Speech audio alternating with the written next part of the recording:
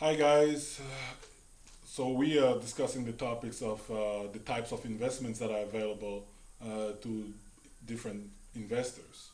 And in the previous videos, we actually discussed the stocks category, which I've described as a certificate of ownership of the company. And I've mentioned that there's two ways that you can get money from a stock through the dividend yield and through capital gain. If you'd like to have more details about that video, you can check my video on the stocks. Now, I want to discuss also the bonds as another type of investment that is maybe not as sexy and not as talked about as the stocks market, but nevertheless actually has more capital invested in it. And you will see very soon why the bonds actually attract more investors. So, what is a bond? A bond is the simplest way to understand a bond is really to understand that a bond is just like a loan.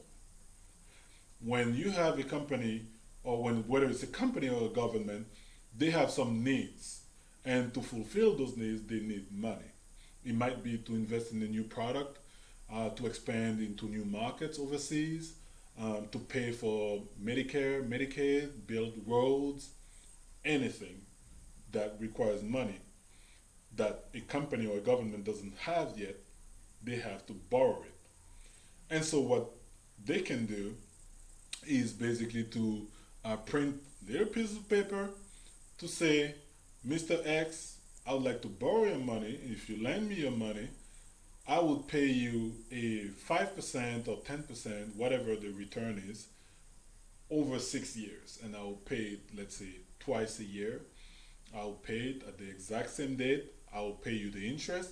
And at the end of the 6 years, I give you your cash back with the last payment of interest. Now, this is really the most simple type of bonds. So, the way to understand a bond is really just like any loan. You have, uh, you know, you lend the money to a company or a government that needs that money, and in return, you collect the interest from that loan. That's as simple as that. So let's basically see just graphically what it would be.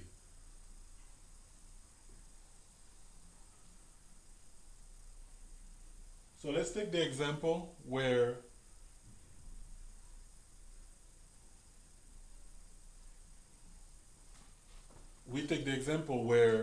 you actually want to lend $1,000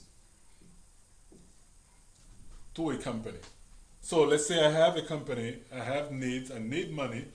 I don't want to give up my ownership of the company. Instead, I would just like to get a loan from somebody, and therefore, since I need $1,000, I create a $1,000 bond, and you buy that bond.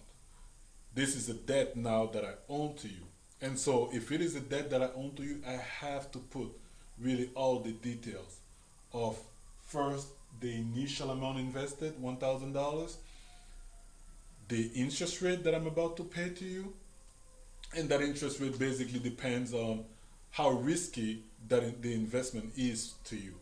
If I'm a company that is in business that has been into business for uh, 50 years and that has been making profits year after year, obviously my financial condition is stable, and therefore I can really get money at a very small, at a very low rate.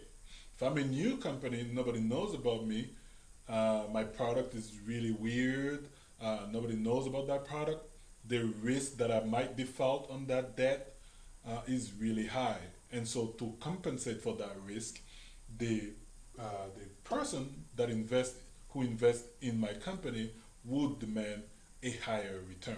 We will see in more details the risk and return combinations when we will discuss all the really the fundamental theory of investment. But for now, let's say that I just want to get $1,000 for my company, and you're willing to lend me those dollars. And I'll say, uh, I will pay you each year for an investment in an interest rate of 5%. Now I just kept it simple, and let's say that you just receive one payment at the end of the year, 5%. And so, and then I would say at the end of the 5 years, I pay you back your money. So let's see exactly how somebody who invests in a bond will make his money. If you get $5,000, this is 1, 2, 3, 4, 5, 6. So this would be the end of each year. You make 5,000. You lend me $1,000. At the end of the first year, I have to pay you 5% of the capital invested, which is $1,000. So that will be here $50. At the second year, it's the same. 5% is the amount of interest over the $1,000 that you lend, and I promise you that at the end of each period, I have to pay you the amount of interest. And so it will be $50 each year. 1, 2, 3, 4, 5, 6. And now that I've completed my 6 years, now not only I have paid you your interest, but I have to pay you your capital as well. Right? Okay, here you might be tempted to say, okay, in total we have made 1,000 plus $50 times 6, which would be $1,300.